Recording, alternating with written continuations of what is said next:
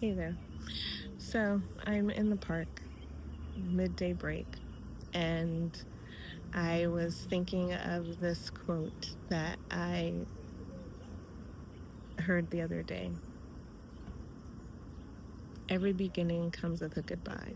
It was part of a longer story, and it made me really think about so many different things because the post was also talking about the identity shift that comes when things end, whether it's a relationship, whether it's a job, whether the things end intentionally or unintentionally. There's grief that comes with the end of something. In some way, you are saying goodbye to a life that you imagined. You're saying goodbye to an identity that was attached and connected to that life, to that person, to that job, whatever the situation is that you're dealing with. And oftentimes, grief is part of that goodbye process. And I think that in so many different ways, all of us have had so many different shifts in our life and so many different spaces where we have had to enter a new beginning and say goodbye. I think about, for example, a job that was part of my life for 15 years. What I didn't expect and I wasn't prepared for in some way was the grief connected to knowing that I wouldn't have that same weekly routine. I wouldn't see the same people that had been part of my professional career journey for the 15 years that I was in this space. The conversations would be different. They wouldn't be as frequent. And in some way, each one of us would be going off to pursue and live our lives in different spaces. And there's a sadness that comes with that. Because especially when we've been so used to having something that's part of our routine for so long, and knowing that these people in this place has been part of your life for so long, that grief hits you in a way that it makes you really sad. I remember the first Monday getting up in the morning and realizing, oh, I'm not going to this place anymore. I'm not going to see these people, at least, anymore in that space. And while relationships needed to kind of change as a result of that, I'm still connected with a mix of those individuals, and we check in and share updates. And it's been beautiful to continue to see their life and their journeys in so many different ways. At the same time, I remember I have a really close friend, and her grief journey is different. She unfortunately unexpectedly lost her husband. And after being together for over 20 some years, you shift from being a wife and having this individual as a partner to now becoming part of the Widows Club, in essence. And life becomes different because the activities and the experiences that you had now have to be activities and experiences that you do solo. And I can't imagine having not ever been in that situation, but seeing individuals that have gone through that grief process and continue to go through that grief process, because it's not something that you get over. There's an ebb and flow to that, I imagine. And I see her reliving her life with this grace and this beautiful sadness as well, at the same time fighting for her joy, especially after knowing that you were with this person for over 20 some years in so many different ways. And, when I think about that, it goes back to that question. With every ending, we say goodbye. And at the end of the day, our identity shifts and we have to become a different person. And it's not easy. It's complicated. It's messy. It's uncomfortable. Even now, I think about it for myself. I have gone through the shifts of the career journey and making a choice to leave at some point. I went through another career journey in a place that I loved, and that ended. And then there's that identity shift of I'm no longer going to be a professor in the classroom. I can still be an educator. So reimagining what that is and what that feels like. I was married, imagined that this was going to be a life and journey of a lifetime, and that ended. And even in that, there's a beautiful sadness that happens in that space where I think that sometimes in situations where they end and you have no control over that situation, it's also an understanding that there's some pigeons flying a little too close to where I'm sitting. This is what happens when you decide to be outside. And I think when I look back to that particular situation, one of the things that serves as a takeaway for me is that I no longer want to be in spaces where I'm accepting crumbs of love or acceptance. Because I realize that in some way, the identity that I was showing up as was not necessarily my authentic self in some way. Maybe I thought it was. And I realized that in some way I was probably showing up and performing for that person, for that space. And that becomes exhausting. When there are signs that let you know that a place no longer serves you, as hard as it can be to say that I need to step away and let go, that ends up being the beginning for you to start to think about the person that you want to become.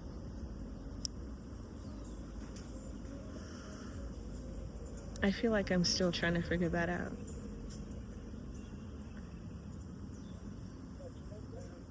Society, friends, family may have you feeling some type of way that you should have it figured out, that you are too old to be starting over in some way. You're not too old. Feel free to start over any day, even if it's today. Don't let the fear of not knowing the person that you're becoming be the reason that you don't take action and decide to embrace change.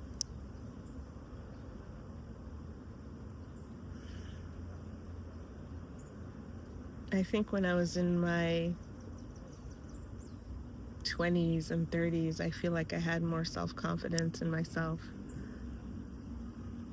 I felt like I was more determined and focused. And if things didn't work out, I could quickly pivot. No issue. It was so easy. And when we're young, I feel like sometimes growing up, we come up with that running list of who we want to become when we're older.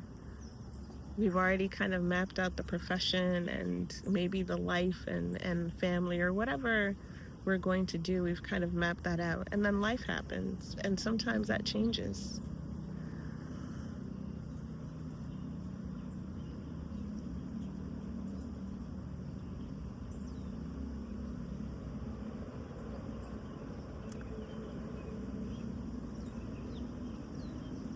Who am I is always a hard question to hear and an even harder one to answer, especially when you're in the space of transition. A lot of times I've often told people when someone asks, like, what's going on or how are things with you? It's like, oh, my life is chaotic right now. Things are chaotic. And I just decided I need to shift that. Is it really chaotic? No. Have there been some days that are really messy, messier than others? Yes. And there have been some really beautiful days and moments with friends or family, or even by myself, where I didn't feel like I had to fight for my joy, where I would get up in the morning and things just seemed to flow. I prefer to say that my life is in transition and I'm going with the flow of what that is and what that feels like.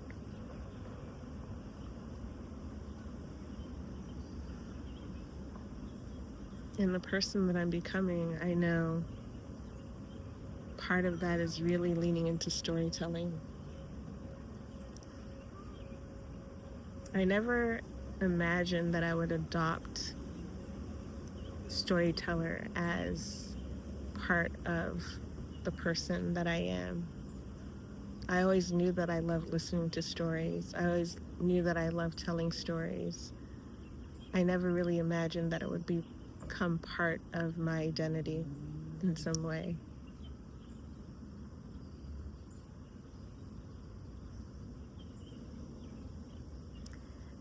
What I'm also realizing in this process of becoming is that identity also doesn't have to be a long list of titles. Identity can also be connected to experiences and feelings that you want to have. The person that I am becoming cherishes nature and moments of solitude. The person that I'm becoming desires slow mornings. The person that I'm becoming loves sunsets and would love to catch a sunrise every now and then. The person that I'm becoming loves the sound of nature and the birds chirping and the wind whispering through trees and the sound of water going over rocks. The person that I'm becoming loves walks in nature on any given day and in every season. The person that I'm becoming wants more moments that take my breath away. The person that I'm becoming is falling in love with reading again. I joined a writing group. Not a writing group, a book club. And I'm so excited about this. It's something that I happened to see on Instagram, and we've become this community of individuals that are reading these different books that are opening my eyes to so many different things. I'll share my thoughts about the book club and our latest reads in another video. But yeah, the person I'm becoming is realizing that I don't have to be a collector of books. I can also become a reader of books. I have a collection of books that I would just make sure that I'd want to purchase and have, and I wasn't reading them. And now the person that I'm becoming is carving out more time to simply read. And there's something about touching a book and turning the pages that I'm falling in love with all over again. The person that I'm becoming loves delicious food and will plan more solo date nights and group gatherings too. The person that I'm becoming is understanding that movement can be anything from a walk to dance lessons. I'm so excited about this opportunity that we're kicking off actually later this week, dance lessons, a community experience. So that's something that I'm really excited about. And at the same time, the person that I'm becoming is also understanding that in order for me to breathe more, I need to let go of more. And I need more playtime in my life. So I'm going to incorporate a series that I'm going to call Recess or Classes in Session, because I also realize that just because my place in the classroom as a professor closed doesn't mean that I stop being an educator. I can still be an educator. This time I get to pick and choose and know that my classroom can be any space and anywhere in so many different ways. Mango, watermelon, pineapple. And yeah, so those are some of the things that I'm thinking about. So in this season, even though things change,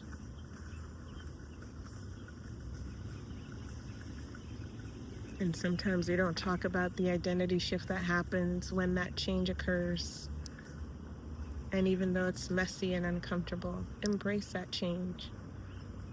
Sometimes it's hard to say goodbye to the person that you've been. It's time to say hello to the person that you're becoming. That's it. It's time to say hello. Hello, Jessie the storyteller. I'm so happy to see you.